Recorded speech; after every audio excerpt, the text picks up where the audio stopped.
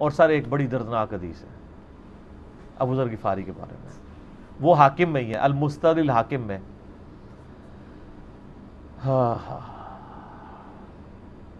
غزوہ تبوک آپ کو پتا ہے ایک ایسا غزوہ تھا جس میں جو شرکت نہیں کرے گا وہ منافق ڈکلیئر ہوگا، قرآن میں فتویٰ آ گیا تھا۔ اس سے پہلے کبھی نفیر عام نہیں تھی، یہ پہلا اور آخری موقع تھا، کیونکہ رومن امپائر سے ٹکرانا تھا، سپر پاور تھی دنیا کی، 1.5 لاکھ کی فوج لے کے کیسرے روم بارڈر پہ آ گیا تھا عرب کے۔ تو نبی علیہ السلام نے اناؤنسمنٹ کی کہ بھئی اب سب نے جانا ہے، جو نہیں جائے گا منافق شمار ہوگا، الا یہ کہ کسی کے پاس ریسورسز نہ ہو، یا کوئی مریض ہو، یا کوئی عورت ہو، یا کوئی معذور ہو۔ منافقین آگے بہانے کر رہے تھے، کچھ سادہ لوگ مسلمان بھی اس کا حصہ بن گئے۔ بخاری مسلم میں 3 اصحاب کی توبہ کا واقعہ بھی موجود ہے، وہ بھی میری ویڈیو ریکارڈڈ ہے۔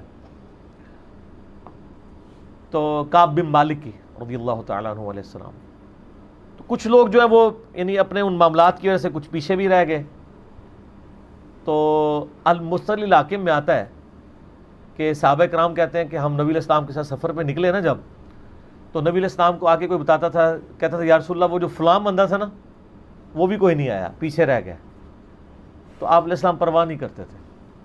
پھر بتایا گیا یا رسول اللہ وہ بھی کوئی نہیں، یعنی جڑے نعرے مارتے سن اچے اچے، جدو ایتھے کسی نے دسایا جائے کہ سر وہ تو پکا جڑا یار ہے بیلی وہ بھی کوئی نہیں جے، تو حضور علیہ السلام کو لوگ نا فیڈ بیک دیتے یا رسول اللہ وہ بھی غائب ہے، وہ بھی نہیں آیا۔ اب 30,000 کے لشکر میں آپ نے کوئی ریکارڈ تو نہیں رکھا تھا، رجسٹر تھا، لیکن کدھر 30,000 بندوں میں کدھر کوئی رکھ سکتا ہے صاحب اس طرح، یا رسول اللہ وہ بھی رہ گیا وہ بھی۔ تو حضور علیہ السلام کہتے تھے ٹھیک، آپ فرماتے تھے اللہ چاہے گا تو آ جائے گا، نہیں آئے گا تو نہیں آئے۔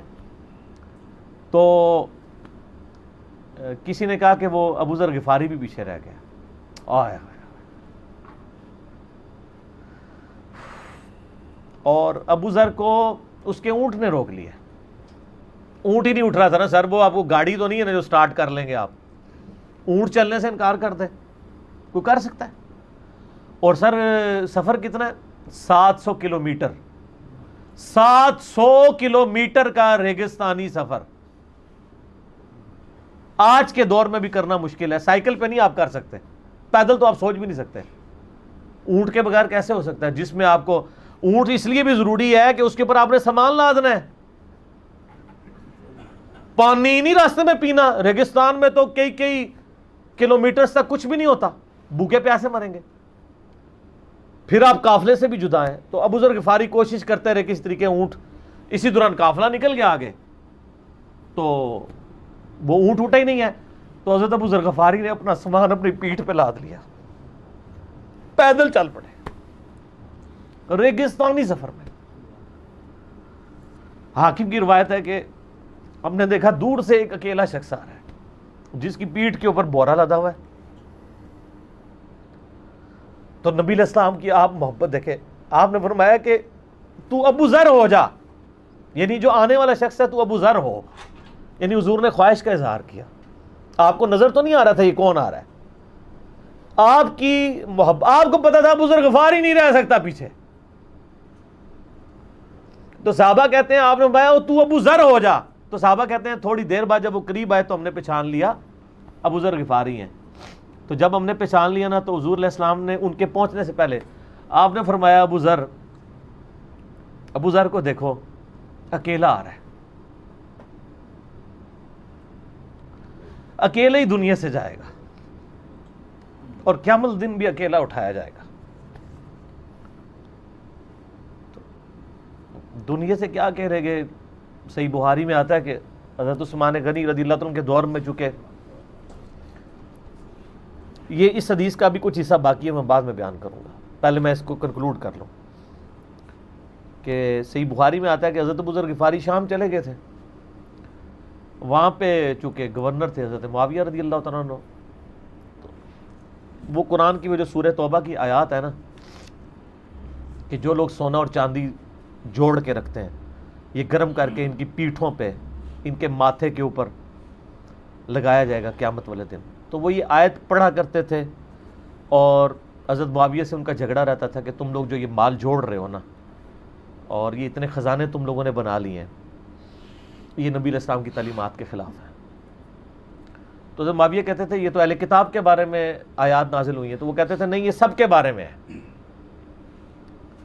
اب شرعی حکم یہ ہے کہ مال آپ جوڑ سکتے ہیں اگر آپ زکوٰۃ دے رہے ہیں، لیکن یہ پسندیدہ نہیں ہے، طریقہ نبوت یہ نہیں ہے۔ نبی علیہ السلام نہیں جوڑ سکتے تھے، پوری زندگی زکوٰۃ دینے کی نوبت نہیں آئی ہے، حالانکہ خمس ملتا تھا، خیرات کرتے تھے۔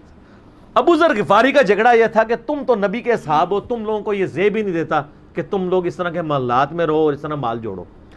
تو اب چونکہ سینئر صحابی تھے، ان کو ہاتھ ڈالنا بھی آسان نہیں تھا، پھر نبی علیہ السلام نے فرمایا ہو کہ اس سے زیادہ سچا انسان ہی کوئی نہیں۔ تو حضرت معاویہ نے خط لکھا حضرت عثمان کو کہ جی اس بندے سے میری جان چھڑائیں نا، اس کو آپ واپس بلائیں۔ تو حضرت معاویہ نے جب خط لکھا تو حضرت عثمان نے ان کو کہا تم مدینہ شریف واپس آ جاؤ۔ مدینہ شریف جب یہ واپس آئے تو صحیح بخاری میں آتا ہے کہ لوگوں کا جھمگٹا لگ گیا بزرگ غفاری کے گرد، لوگوں کو پتا تھا یہ تو بڑا یعنی زہد والا بندہ ہے۔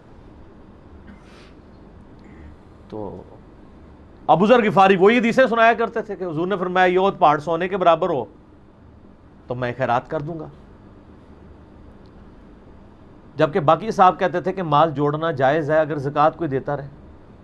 وہ یہ کہتے تھے کہ یار یہ تم لوگوں کو تو زیب نہیں نہ دیتا، یار تم لوگ تو یہ باتیں نہ کرو، تم لوگ نبی کی صحبت یافتہ ہو، تم لوگوں کو تو زہد ہونی چاہیے تم لوگوں کی زندگی میں۔ اب لوگوں کا ہجوم ان کے گرد لگ گیا اور پھر حضرت عثمان نے ان کو خلیفہ وقت تھے بلایا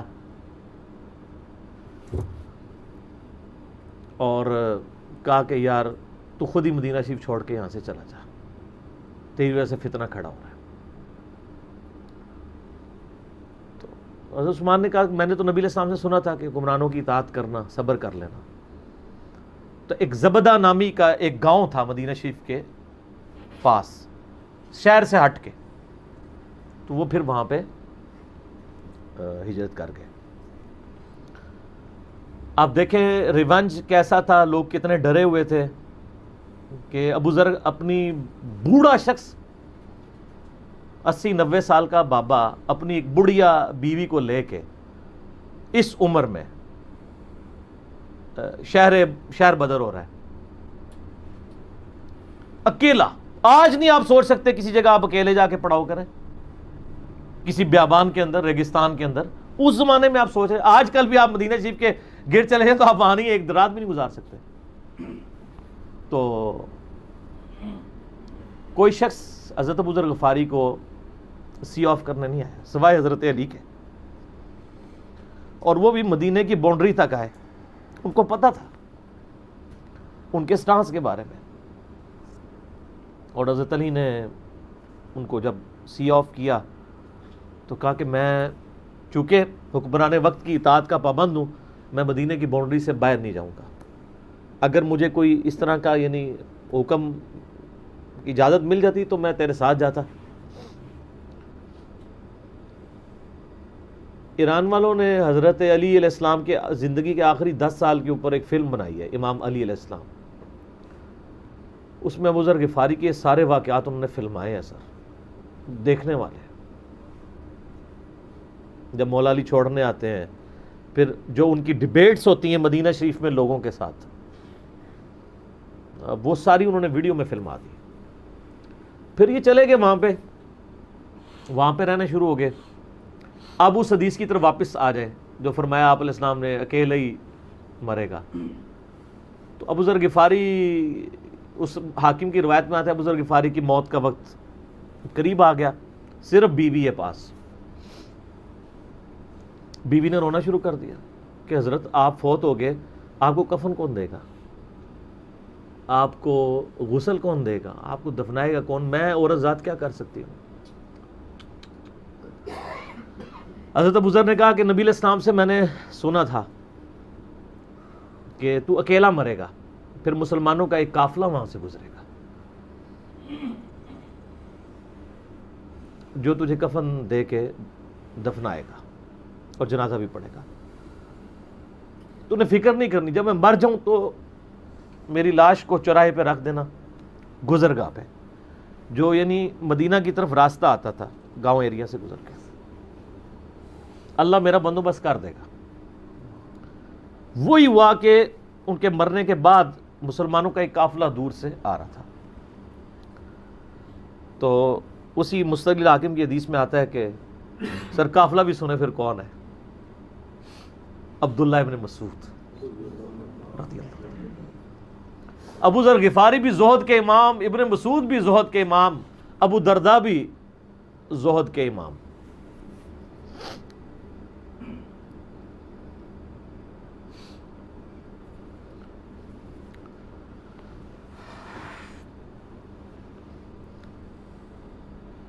ابن مسعود رضی اللہ تعالیٰ عنہ جب وہاں پہ رکے، ان کو تو نہیں پتا تھا یہ کون ہے.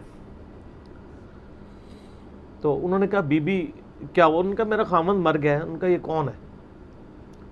تو انہوں نے کہا ابو ذر غفاری.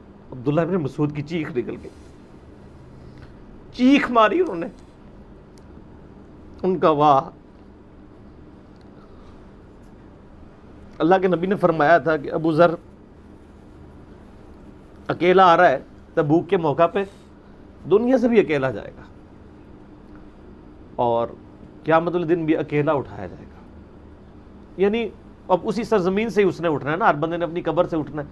یعنی وہ مسلمانوں کے قبرستان میں بھی دفن نہیں. ایک یہ جو مزار کی رٹ لگائے پھرتے ہیں، میں ان سے پوچھتا ہوں تمہارے بابوں کی کیا اوقات ہے؟ ابو ذر غفاری کا مزار دکھاؤ کدھر ہے.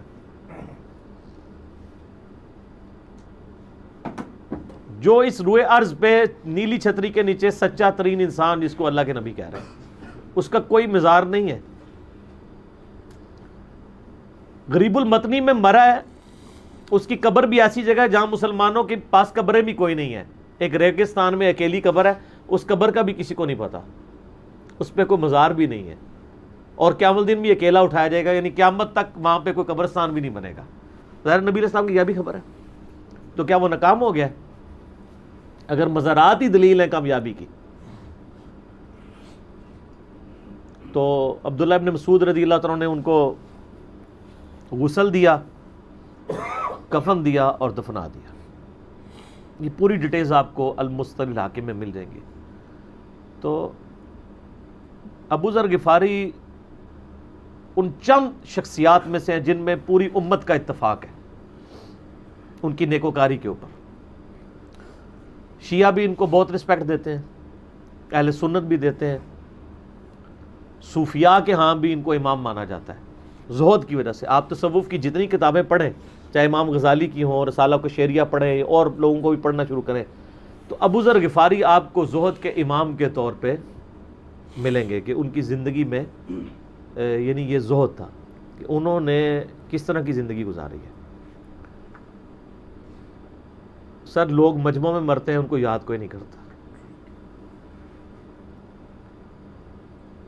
اور ابو ذر غفاری کو آج بھی دنیا یاد کر رہی ہے، ہم بھی یاد کر رہے ہیں رضی اللہ تعالیٰ عنہ وعلیہ السلام. اللہ تعالیٰ قیامت والے دن ہمیں ایسے نیکوکار لوگوں کا ساتھ نصیب فرمائے. آمین ثم آمین.